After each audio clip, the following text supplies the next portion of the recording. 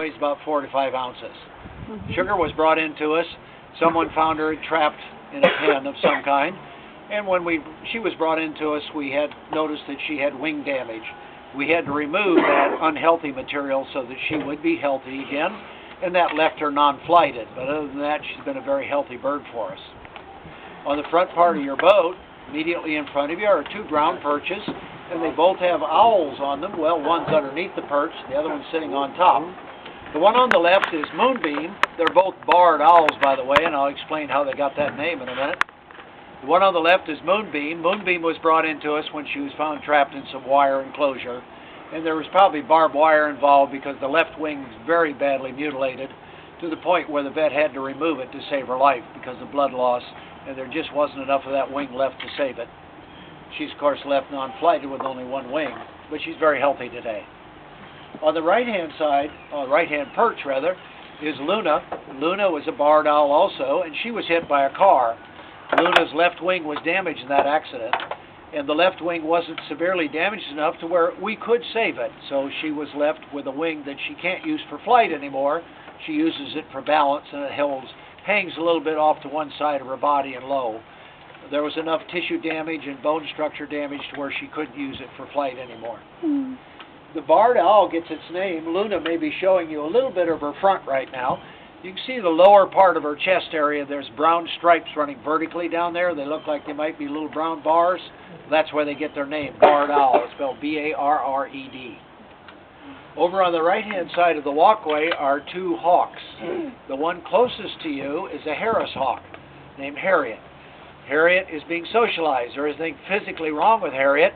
We're going to introduce her into our flight show when she gets a little more used to being around folks like yourself, getting her picture taken. And we're looking forward to that day. Behind Harriet is Isabeau. That's a red-tailed hawk. They are native to our part of the country. Isabeau was brought into us with a head injury. That healed up pretty nicely, and in training Isabeau to learn to hunt again so we could release him to the wild, he wasn't remembering the training cues we would give him. From one day to the next, he'd forget the thing we taught him the day before. On re-examination by our local vet here, it was determined that head injury was severe enough. He has permanent memory loss. Up in the right-hand window, or off to the side of that right-hand window, there's a little gray bird sitting up there on a perch. That little gray bird is a Mississippi kite. They're a member of the hawk family. They migrate down here, and on one of those migrations, that little hawk was hit on the head by another predator, and we found him in one of our waterways. When he was brought in, we healed up the head injury, but is left with balance problems. He even has trouble sitting on a perch, and he's certainly not able to fly anymore. On the ground perch, well, actually, he's in front of his perch now with his wings all spread out, looking very majestic, is our black Florida vulture. That's Pugsley. Pugsley was brought into us as an infant, and he was orphaned. Very small at the time, so one of our handlers took him into her home and raised him with a puppy dog that she happened to have at the house at the time.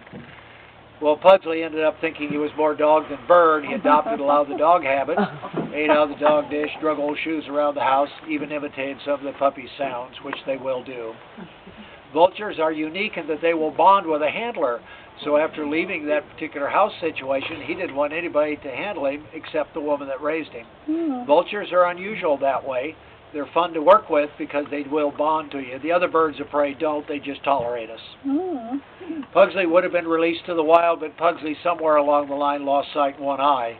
And being partially blind, we wouldn't want to turn him out with that kind of a deficit.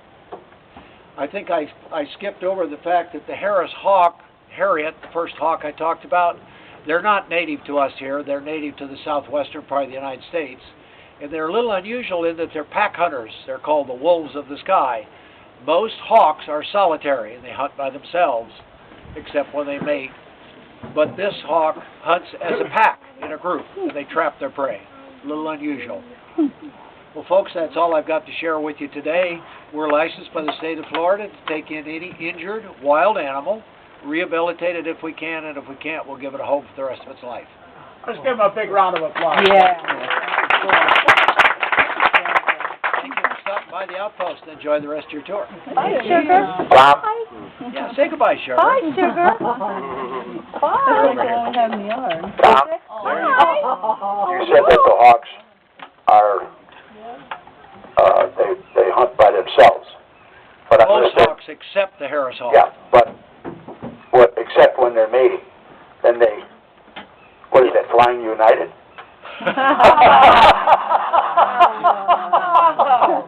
Or Southwest or American or yes. Yeah, he's going overboard soon. He likes to keep me on my toes. Okay. Have a nice tour. Thank you.